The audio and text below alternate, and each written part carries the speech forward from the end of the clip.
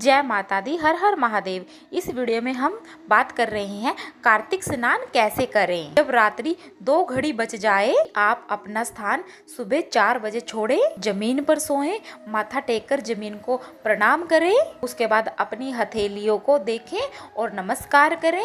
ओम महालक्ष्मी नमो नमः, जय विष्णु भगवान की जयकारे लगाएं।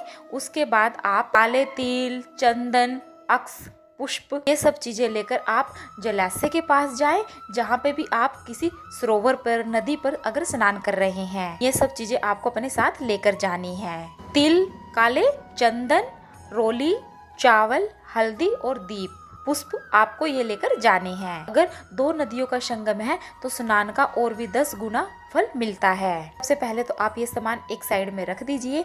उसके बाद आप स्नान कीजिए। स्नान के तत्पश्चात जो चीजें आप अपने साथ लेकर गए हैं, जो चीजें आपने ली हैं, वह आपको एक लोटे में डालनी है।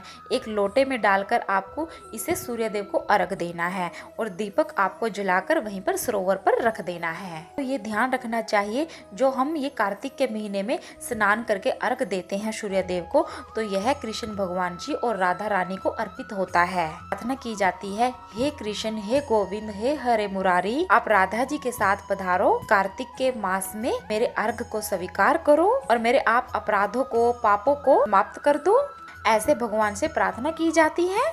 कार्तिक स्नान की हम आपको ये अर्घ दे रहे हैं। आपकी आज्ञा से, आपके सामर्थ्य से ही ये कार्तिक स्नान कर रहे हैं। जो मैं आपको अर्घ दे रही हूँ सूर्य को, या दे रहा हूँ, ग्रहणार्थम, यानी कि आप इसको ग्रहण करें। अगर आप गंगा जी के पास नहीं हैं तो आप भगवान विष्णु को, भगवान शिव शंकर को, गंगा जी को याद करते हुए अर्घ दे सकते हैं। सूर्य चाहे निकला भी नहीं है तो भी आपको कार्तिक के महीने में सूर्य को अर्घ देना है। उनको ध्यान करते हुए, स्मरण करते हुए हमें अर्घ देना है, क्योंकि ये हमारा जो दिया हुआ अर्घ होता है सुबह ब्रह्म मुहूर्त का ही, ये हमें विष्णु भगवान जी को, राधा रानी जी को अर्पण करते हैं। अगर आप स्नान कर रहे हैं, आपको कार्तिक के महीने में साबुन का यूज नहीं करना चाहिए।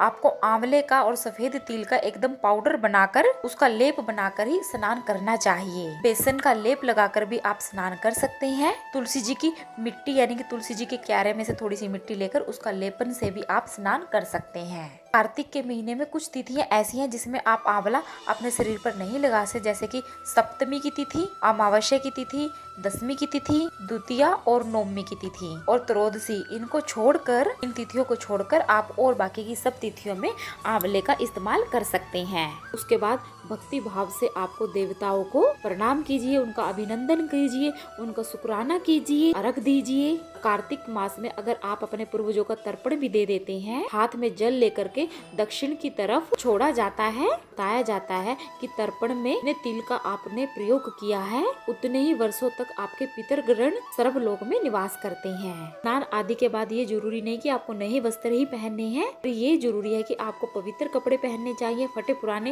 यानी कि फटे हुए कपड़े नहीं पहनने चाहिए। आप स्वच्छ धुले हुए वस्त्र ही धारण करने चाहिए। अगर आप नदी के किनारे हैं तो आप फूल से, तिलक से दीप पर पूजन कीजिए, दीप प्रज्वलित कीजिए, देवताओं का पूजन कीजिए दीपक जलाकर। कार्तिक मास में विधि पूर्वक स्नान करने वाले व्यक्ति को कभी हार का सामना नहीं करना पड़ता। भगवान विष्णु उसके स्वयं साथ देते हैं। वह भगवान विष्णु के ही लोक में जाते हैं। कोई भी संशय वाली बात नहीं है।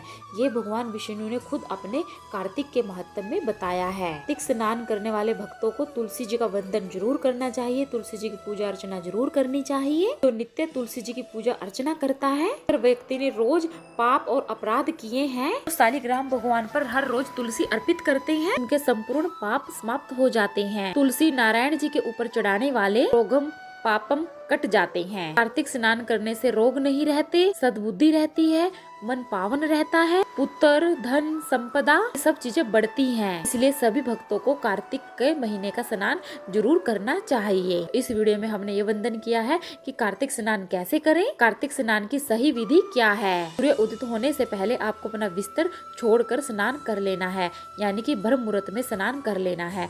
मैं सुबह 3 बजे उठ जाती हूँ कार्तिक के महीने में, और 4 बजे तक मेरा स्नान वगैरह आदि हो जाता है। मेरे घर में, मैं पूरे घर में झाड़ू लगा देती हूँ। सुबह सबसे पहले अपने स्नान आदि करने के बाद अपने घर की दहलीज पे दोनों तरफ में देसी घी की लंबी बाती के दीपक जला देती हूँ, पुष्प अर्पित कर देती हूँ। ये मेरा कर्म है। उसके बाद मैं सूर्य को अर्घ देती हूँ। सूर्य को अर्घ देने के बाद मैं फिर तुलसी पूजन करती हूँ, पथवारी पूजन करती हूँ, फिर अपने घर के मंदिर में पूजा करती हूँ। फिर मैं सार्वजनिक तौर पे बाहर मंदिर में जाती हूँ। फिर मैं वहाँ पर अध्याय सुनती हूँ और खुद भी मैं अध्याय का पाठ करती हूँ। तो अगर आप कार्तिक के महीने में ये सब कर लेते हैं तो आपको राजयोग की प्राप्ति हो जाती है, राजयोग की। तो अगर आपको वीडियो पसंद आया है तो वीडियो को लाइक करें, चैनल को सब्सक्राइब कर वीडियो को आगे से आगे शेयर करें और कमेंट में जय माता दी जरूर लिखें।